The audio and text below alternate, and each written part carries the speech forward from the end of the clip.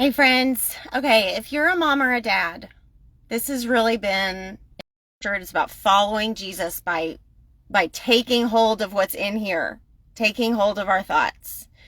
I don't know if you've ever thought of this, but what we put into our ears and what we put into our brains grows stuff.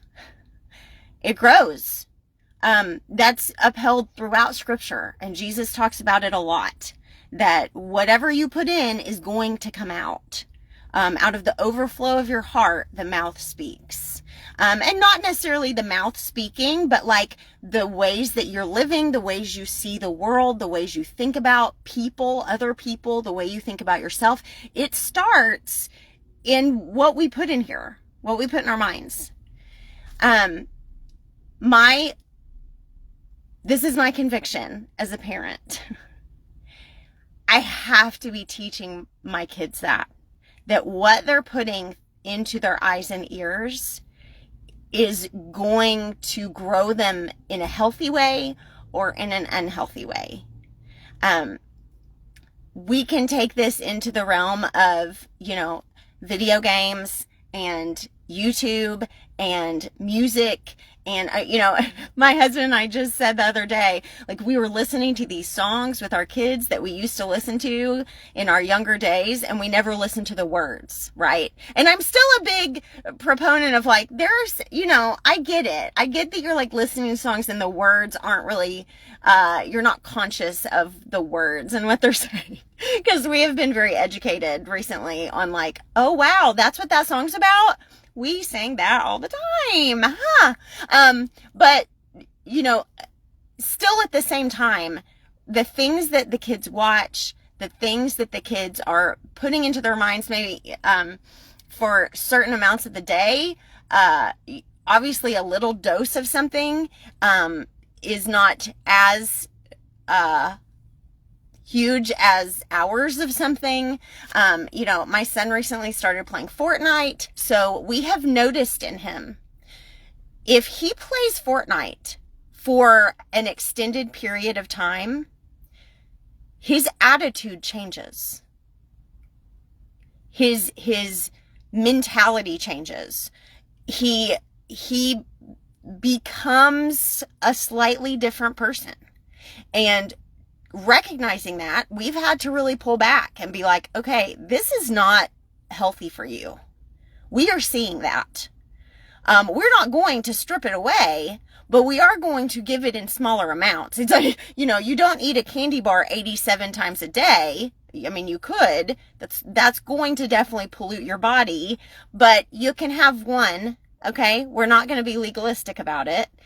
Moderation is important, but we started to notice that with him, and we had to go, bud, what you put into your mind, the image, as innocent as they may seem, they're going in there and they're growing something.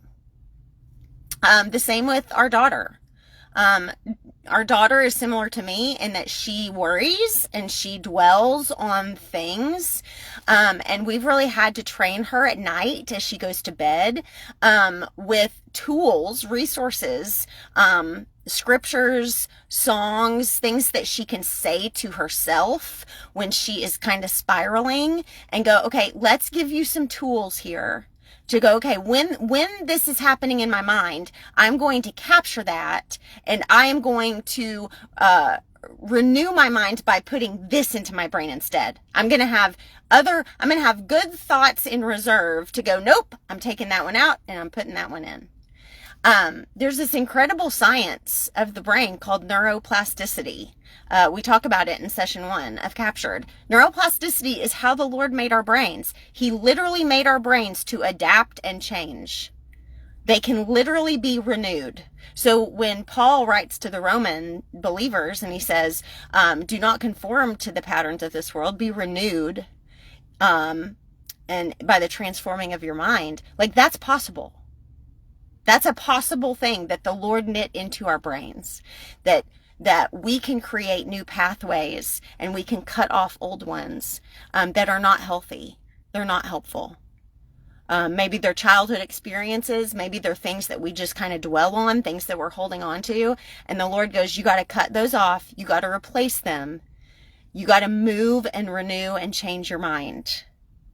As a parent, in a world where children are taking their own lives, where children are looking at their bodies, looking at themselves, and playing the comparison game with everyone around them, including all of these YouTube stars that we see. Like, in a world where all of that stuff is going into our kids' brains, we have to be diligent to understand and teach, hey, kids, you have to monitor what is going into your head.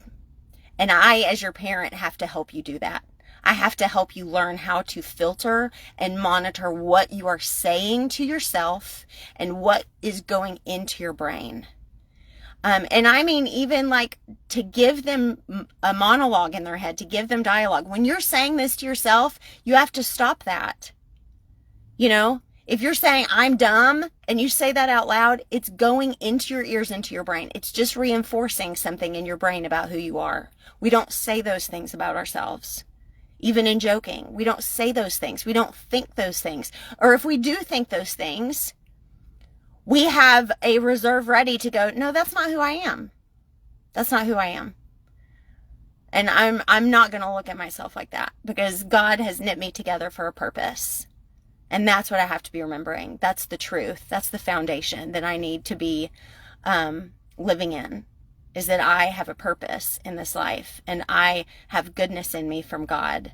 So I encourage you today, we parent out of our own healthiness. So the task is for you and me to go, what am I thinking about?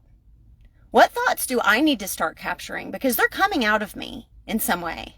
Whatever is in here, whatever my heart looks like, it's coming out. And it may not be things that I overtly say to people, but it could be what I think about them. It could be the way I'm saying things to my kids or to my spouse or to a coworker. It's coming out. And we have to capture those things and go, that's not who I am. I'm not going to be that person. I'm not going to think on that. I'm going to think differently in this. Do that, then we can pass that on to our children. And we can be more cognizant of things that they're saying out loud so that we can go, I wonder where that came from. What's behind that? Because there's something behind that. Especially if you see patterns in your kids of like things they keep saying out loud, attitudes they keep having. And you go, okay, where's this coming from? I'll tell you, my daughter, there's a few shows that she has watched. And I noticed it with that. She would watch a certain show and it would be like, she gets, she'll watch a show until all the seasons are done. And there have been like at least 2 shows I can think of where I would notice a snarkiness. I would notice an attitude after she would watch it. Especially a lot of these shows lately where the teenagers or the preteens are very disrespectful to their parents.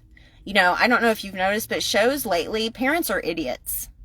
They don't do a great job of the respect factor. And I noticed that in her. And we had a conversation. I said, these shows are now off limits to you.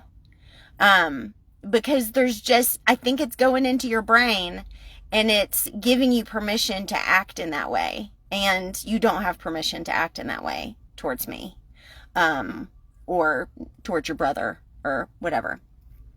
So being cognizant of that and speaking life into our kids. We have to first speak life into ourselves, and then it will overflow to our kids. If you don't feel like you have purpose in this world, and that the Lord has made you and created you and called you for a purpose, chances are you're not going to be able to pass that belief onto your kids because you don't believe it about yourself.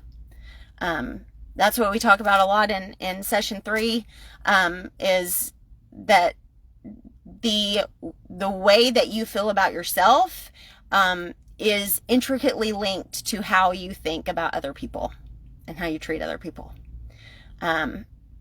So that's all I got.